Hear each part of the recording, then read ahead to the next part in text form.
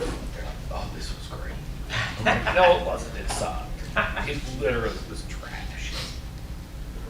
It just is what you kind of hear, so you think it's good. I love how you made them kind of figure out the end of the game on their own. It wasn't going to be which I thought was interesting. Yeah. I got you. It's great. It's like that all the time. They got mad at it. Why did it cause a goal? Well, they got to shoot. They got to shoot with. Is that just going to be, well, that's bullshit. She's telling me that's boring football. Yeah, that's where it's because I'm that like, Kobe had 20, but everyone's got like a 10 1. Is that who the seed could be? And he went on about how Kobe felt. It was going to be a really score. Yeah, I know. He listened to it. Like a big one. He listened to the first couple words. Right. Whereas he actually listens to the whole thing. Right.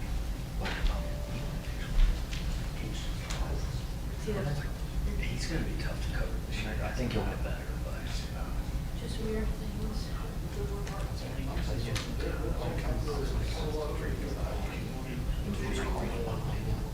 why didn't he play?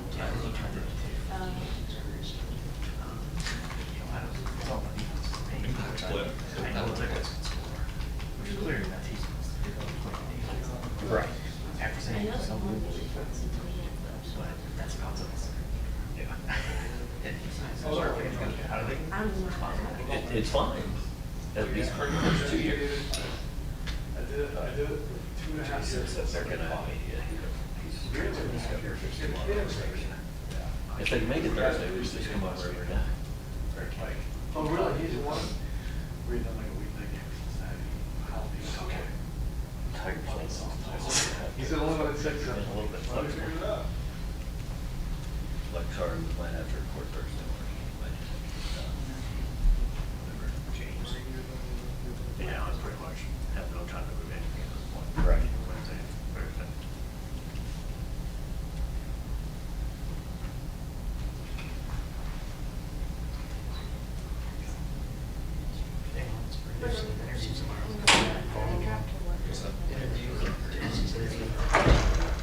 Oh, I didn't get it.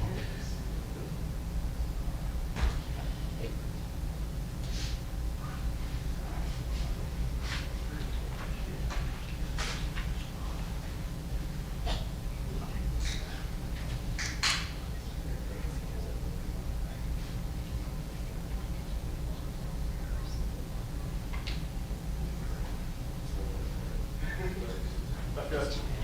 We good? All right. We'll get started.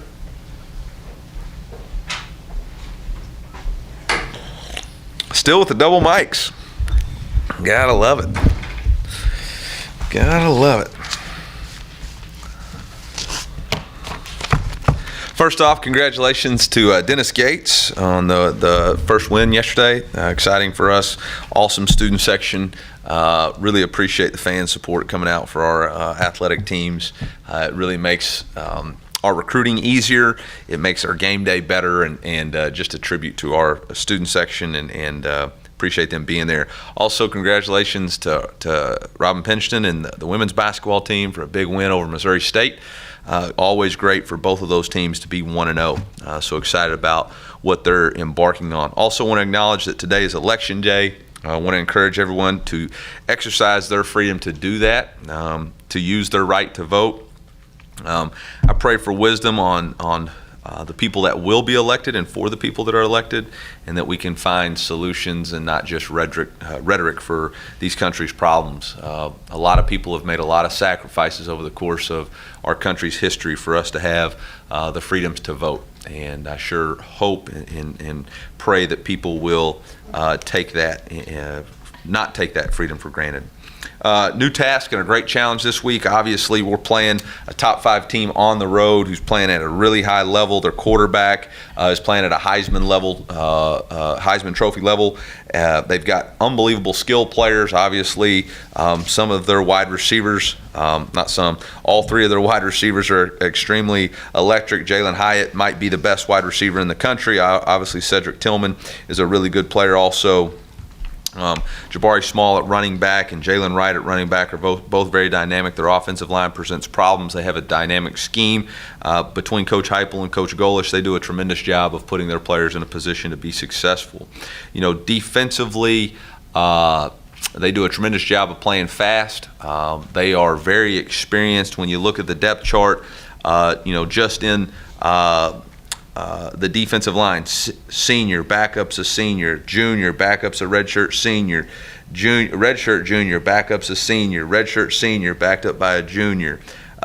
Both linebackers, redshirt seniors, backed up by redshirt seniors. So very experienced. 2 safeties, seniors. So we've played against both of those guys since I've been here. And then obviously the corners are juniors, redshirt juniors. So a lot of experience, a lot of speed. They play very physical. They're downhill. And so it's going to be a real challenge for our football team. And we're excited about that challenge, excited about going on the road and matching up against a really good Tennessee Volunteer football team. I know I'm going to be asked about the penalties, and I did receive a response for the SEC, and I'll tell you, the response says it's going to have no bearing on the outcome or this next game, and so that's what I'm going with. That's not really what the response was, but that's what I'm telling you the response is. It doesn't change the outcome, and so it's really not anything worth discussing in my opinion. It can only cost me money, and so it doesn't have any effect on this next game, and it doesn't change the result. So with that being said, I'll open up for questions. Eli, when you look at what Josh does on offense, what Tennessee does on offense, Yep. what separates that from, kind of the typical spread offense? They attack. They use all 53 and a third yards wide spacing to create one-on-one matchups. They have very good vertical speed, and so that puts your defensive players in a bad position. Do they play tight and press and give themselves vertical shots, or do you play deep and they throw it underneath and you have to come up and make tackles? So it's a challenging scheme combined with challenging players, and that's when it's really at its best. Obviously Josh has experience, had experience here, and that scheme was at its best here when they had dynamic quarterback too. So it's a combination of really good coaching and really good players. Coach, obviously Neyland Stadium is such a tough place to play. I know you guys played on the road at Auburn and Florida this year. So what do you feel like your team has learned from those road games? If there's anything you'd like to see them maybe change at a big stadium like that? Well, I don't know if there's anything that we necessarily have to change. We just have to continue to improve. Obviously, yes, we've played at some really good road environments. Kansas State was really loud, and Auburn, like you said, Florida, South Carolina's an incredible place to play and has really good noise. But this one will probably be the most challenging we've had. A combination of number of fans, obviously, and they're playing really well, so support there. We've got to do a better job offensively of not having false start penalties. Those have been things that have shown up in maintaining composure, and I would say that's probably the number one thing. Coach, I know in the past you use results against a certain team from the season before to motivate the guys for a game. Has there been any of that this week with the way the Tennessee game went last year? There hasn't been any conversation. That was last year's team. This year's a brand new season, brand new year, and I think you will all watch the game and see what they did to attack us, but that's not the motivational cry. The motivational cry is for us to be the best version of ourselves that we can be, and we got to continue to improve based off of last week's performance more than anything.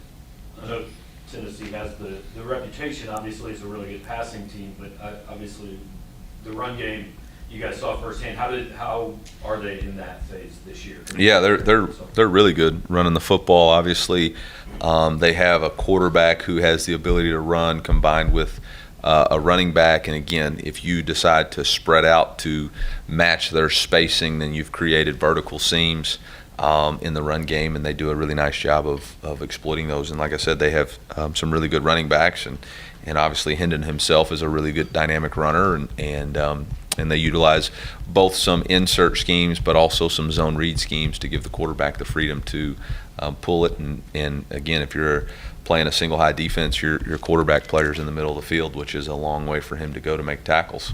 And if you're in a zero scheme, they're going to throw the ball by you. So.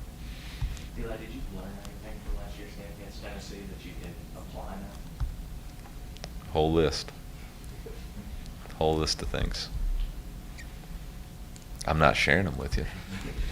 maybe after the game. But yeah, there's a whole list of things that you look back on and you say, okay, I have to do this a lot better on both sides of the ball. And obviously, I think we've attacked that on one side of the ball and made a lot of improvements in that case. Were there any common issues on the third down struggles Saturday for your offense? Yeah, there's a lot of issues. Yeah, a lot of combinations of design, protection, and execution. Easily fixable in a week, or is it just kind of things that have popped up at other times this year too? I mean, the hope is that everything's fixable. The hope is that everybody attacks it. And I think the growth that I've seen in our team is there's a maturity of owning the responsibility of everybody fixing it. And it starts with design, which is me. I've got to do a better job of designing third downs that give us an opportunity to be successful. And we know as an offense when we're good, previous week, we were executing on third downs. And so from top to bottom, we've got to do a better job. And it's, the beauty of offense and the struggle of offense is that 11 have to act as one in order to be successful. And if one person breaks down, it's going to affect the other 10. And we just had too many of those issues.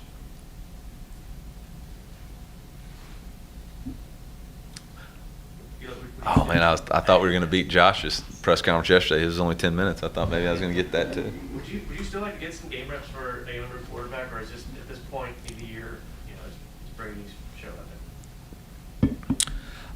You know what? I'm really focused on this game and this opportunity, and if the opportunity presents itself for us to get another quarterback in a situation that we're in control of, we would do that. But I'm not making that plan for this game. And I thought, I hear the same thing y'all hear. I'm not deaf out there. I only have one headset on, so I can hear everybody else give me ideas. But the reality of it is in the fourth quarter, our quarterback played well enough to get us back into the game and have a lead. Doesn't excuse the things that occurred before that have to improve.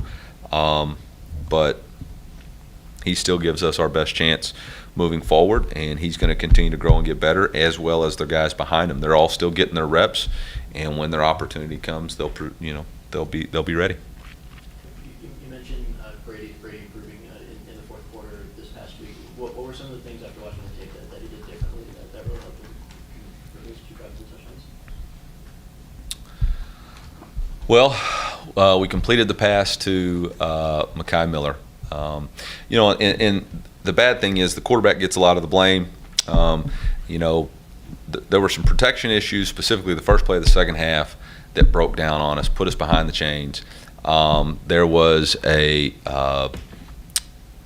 ball location issue on the second drive, and then the third drive and there was a route issue on the second drive too that prevented us from getting an explosive play. But we got some completions, we got some confidence. On that last drive that we scored on, we hit an explosive play to Luther down the sideline. We executed on a very long third down between Barrett and Brady. Those two things combined really gave us the opportunity to score on that last drive. I thought he had his best throw on the 2-point conversion. Obviously, his run on the quarterback scramble was all big plays. We just got to put it together sooner. You mentioned the protection issues there and some false start penalties.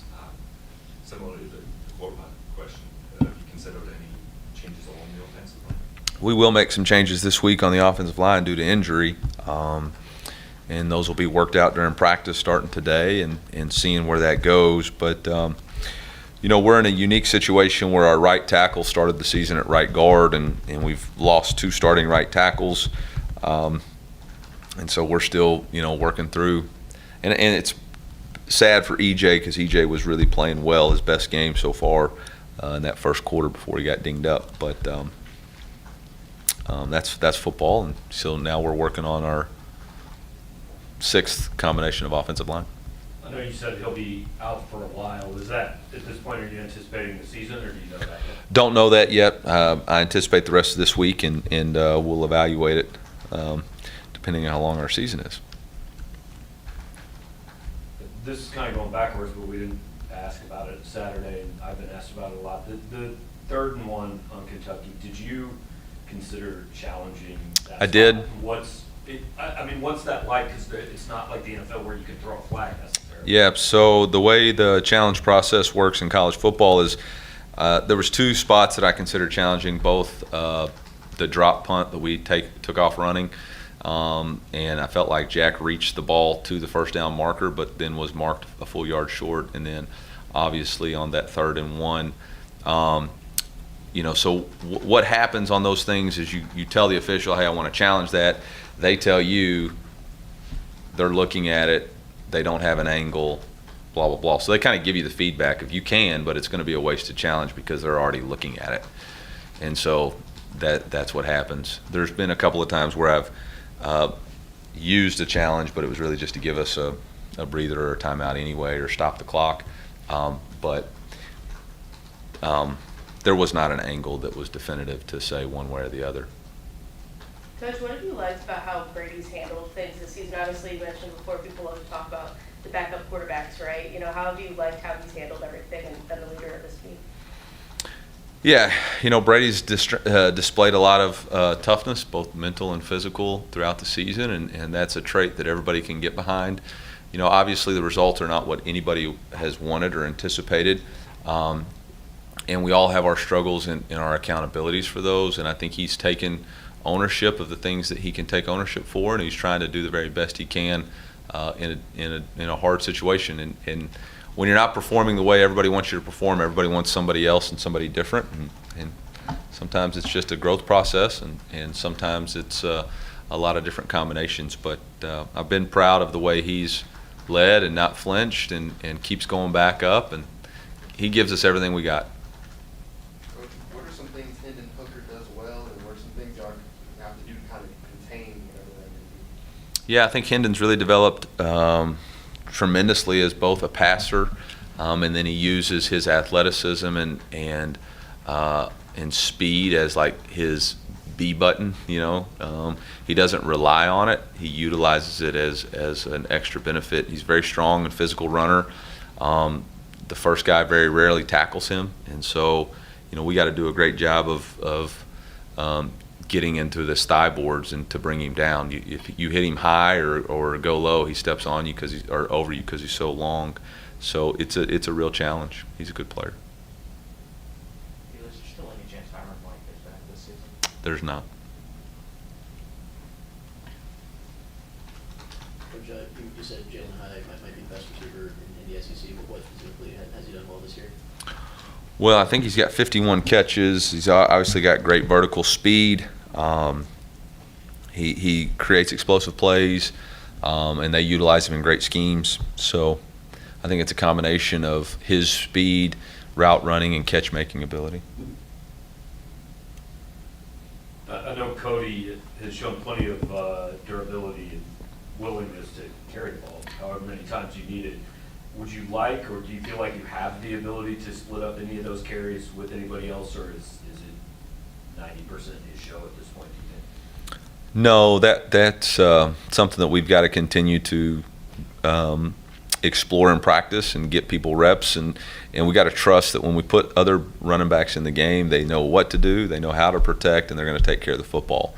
And that's that position is more than just hand the ball to them and they run, especially as complex as offenses have become. They're invaluable in protection, which we are getting blitzed quite a bit, and they do have to understand playing without the ball in their hands. Obviously we had several drops at the running back position on checkdowns that we've got to clean up. We've got to get more out of our run game, whether that's blocking or creating yards. So all of those things are on the table.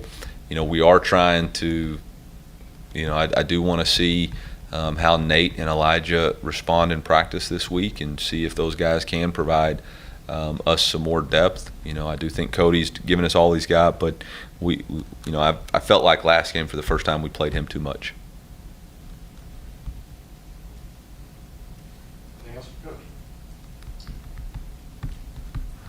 Last thing, I'd like to say happy birthday to my mother, Susie Drinkwitz. I'm not going to tell you how old she is, but happy birthday, Mom. Love you. Thanks, Eli. Thank you.